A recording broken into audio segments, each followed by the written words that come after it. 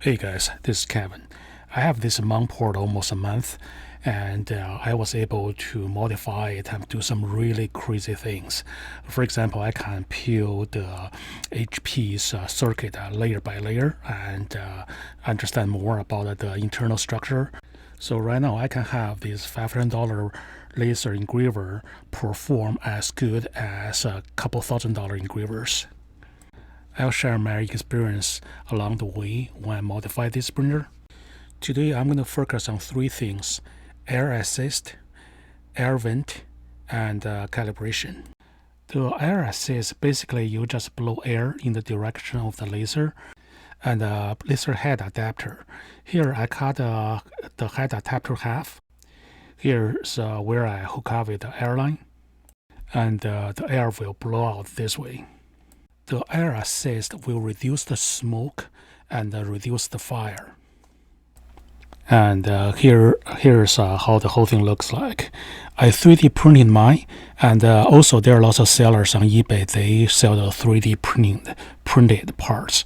However, from my observation is if you stop the air assist, or like for example, you got failure pump, or you stop the pump, or your pump is not powerful enough, and you do not reduce the fire enough, and this thing actually caught on fire. So I went through a couple of iterations, and I decided to not buy the commercial metal one because I'm going to invest my money in the pump. As long as I have enough enough pressure, and the fire will be reduced enough, and I will not have that problem. There are lots of already made air assist kit on the market. Most of them under 500 GPH. You need at least 450 gallon per hour. You can convert it. You can convert just like a Google convert a GPH to liter per hour, liter per minute, whatever. But each pump will have their different readings. So today we're going to use this 950 gallon per hour pump, which is twice as much as what you see on the market, and this is only $35. However, the same pump they listed as air assist pump sell for $80. I'm going to put the link to this pump in the description. To open up this cover, you have a screw that you need a Phillips screwdriver. Just remove that screw, and this cover can be lifted up. I'll put the pump on the floor, and I'm going to attach the air lines. It is the regular air line for your aquarium.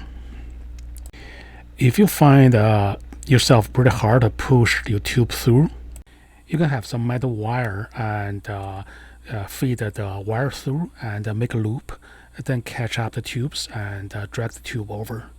You can push on the right side of the tube, and then just move the thing back and forth, and eventually the tube will come out. Now you can attach the tube to the head, and then put the head cover on. There's no trick. The head cover is a little bit bigger than your laser head, so you just push straight up until it's secured. If you want, you can put a screw on the side, and most likely it's pretty snuggy. You don't need to put a screw there.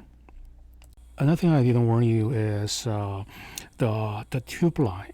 You want to have like a little bit of stiff tube line, so it won't kink.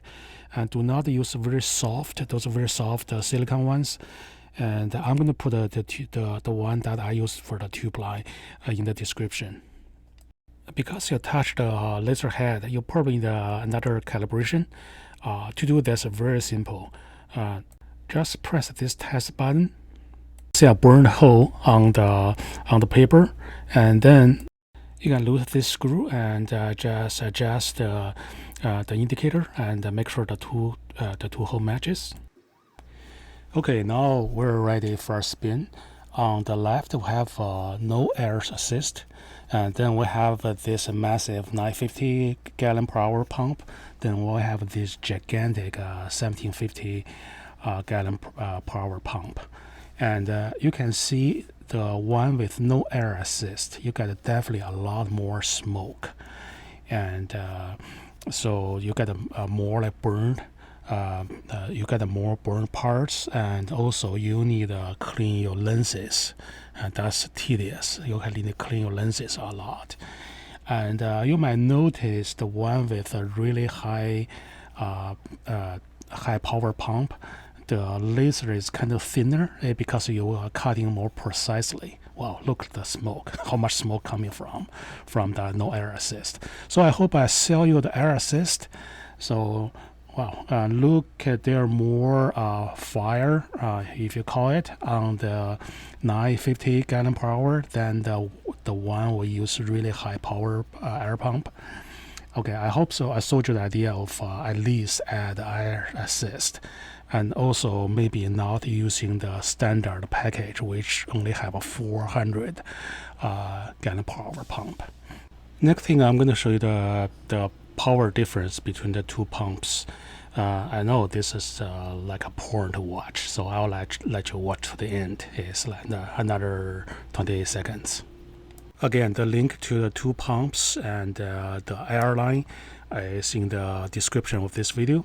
And for the head, I don't really recommend use 3D printing head, so I haven't found a really quality metal head. If I find one, I'm going to put on the description too. Oh, by the way, you can go to Thingiverse if you really want to 3D print your own head.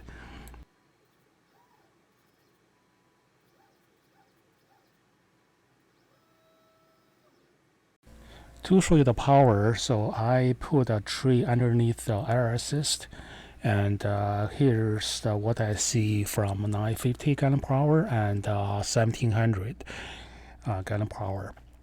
So I'm going with a 1750 gallon per hour. It's only like $30-40 more. I don't want every product and remind me I saved $40. And look the big dent he made on the water. Another thing to consider is the size. Here's the size difference between 1700 and 950. You can see the 950 is a lot smaller, and I used to put a 950 inside the engraver, but I find put them on the floor is reduce a lot of noises. So I like to put them on the floor because I have carpet, and this is why one of the reasons that I use 1700. You can see I have air vent hood on top of the engraver, and here's the air filter on the hood. You can see it's all clogged up after a week or two, and it's totally not useful at all. So I decided I cut off this filter. The black ring is outside of the filter, and the red ring is 3D printed, so I can attach to the tube. I put some glue on, and then attach the tube to the filter, and then screw it on the motor on the vent hood. The fan in the back is a PC fan. It's only secured by 4 screws, so get a Phillips screwdriver and you can remove it. And trust me, you really want to remove that PC fan because it's really blocking the air. Just another thing is the PC fan input is 110 volts, so you can see here, and you really want to terminate the wire correctly so you don't get an electric shock. Okay, I think that's all. I hope you enjoyed this video. Visit us www.bchtechnologies.com or locally at Greensboro, North Carolina. Cheers.